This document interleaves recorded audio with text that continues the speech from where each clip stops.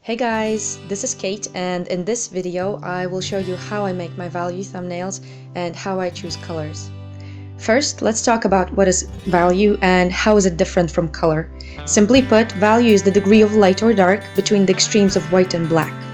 I will do a more in-depth video about value in watercolor in my color theory series, but in this tutorial I wanted to show you how I make the value thumbnails that help me work out the colors I want to use. If you haven't seen my videos on color theory in watercolor or the tutorial about how to make color thumbnails and how to trace, I will leave the links in the description below. About thumbnails now.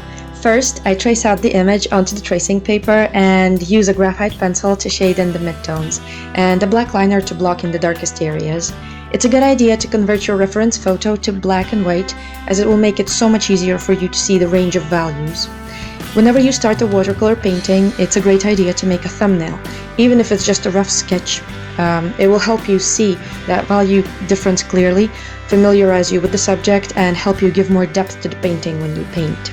The thumbnail will be my map for when I choose colors and will be next to the reference photo while I paint.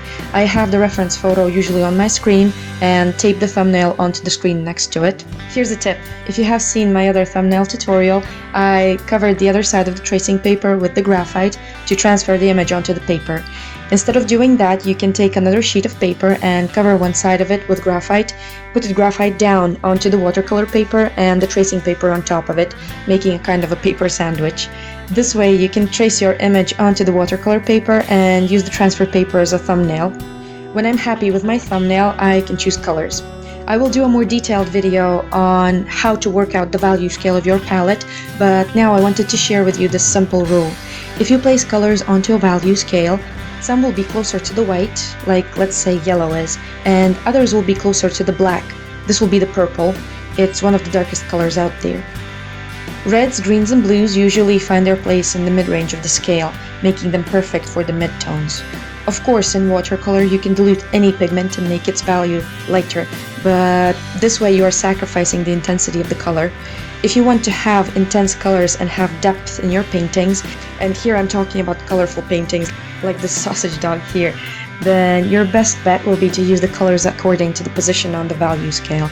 I did use some Payne's Gray in this painting. I mixed it in with the purple to make the shadow of the right ear and the nose even darker, also the left ear. And I used the white Prismacolor colored pencil to give the painting some texture.